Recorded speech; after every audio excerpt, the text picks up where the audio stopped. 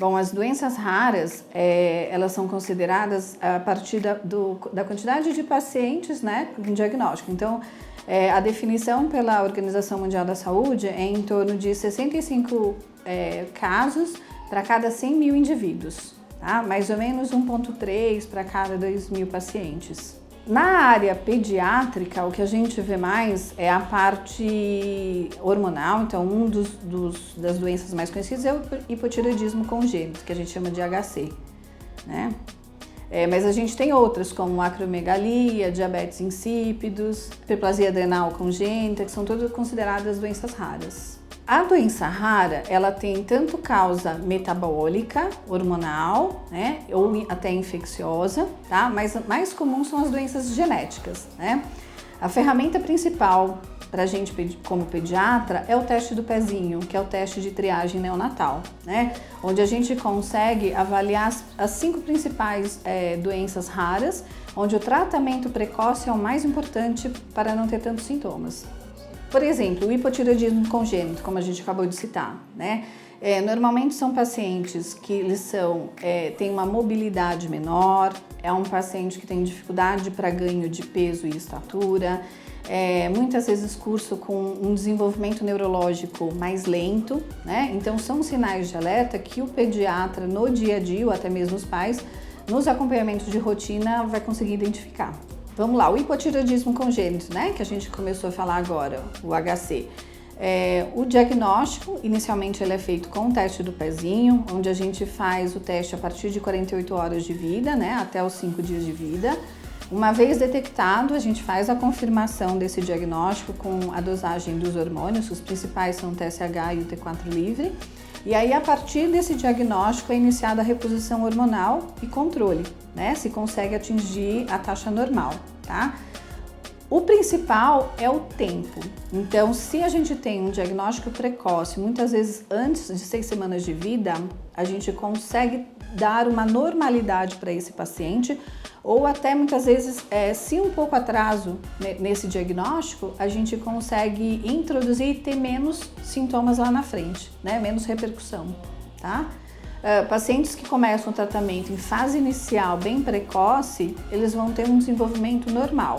Vão ficar dependentes da medicação, né? Porque vai ter que estar sempre repondo, mas vão ter uma qualidade de vida normal como qualquer outra criança.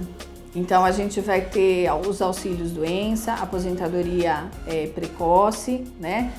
Você vai ter auxílio no tratamento, então você tem auxílio transporte, muitas vezes auxílio a algumas medicações, isso o governo fornece. No aconselhamento, a gente vai conseguir detectar se é uma alteração, por exemplo, genética, onde um dos pais podem ter esse gene, a probabilidade de ter nos próximos filhos, né?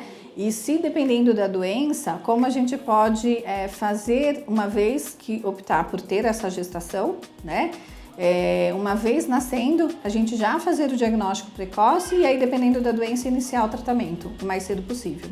Como a gente falou por exemplo, o hipotireoidismo congênito, existe uma pequena porcentagem dos pacientes que não conseguem fazer a detecção nessa triagem neonatal, né? Em torno de mais ou menos 10%. Então, esses pacientes com um acompanhamento de rotina do pediatra, ele vai conseguir detectar esse atraso no desenvolvimento, esse ganho de peso inadequado, né? Uma hipotonia muscular, e isso já acende uma luzinha pra gente que a gente tem que ir atrás de algo alterado, né? E aí a gente consegue também fazer a introdução do tratamento um pouco, né, mais precoce e evitar os sintomas mais graves da doença. Em pacientes que estão num acompanhamento de rotina e estão tendo uma boa evolução, uma vez por mês após o nascimento, né? O ideal é passar no pediatra para fazer avaliação de peso, estatura e desenvolvimento. E aí, a partir dessa faixa etária, se forem pacientes que não tem nenhuma alteração, eles vão vir aí a cada 6 meses, 1 ano. Mas assim, sempre que notar alguma alteração, é muito importante o acompanhamento pediátrico, não consultas ao pronto-socorro, né? Mas sim o acompanhamento de rotina que a gente fala. Acho que assim, a mensagem para as doenças raras é sempre observar se essa criança está saindo muito fora do padrão das outras crianças, né?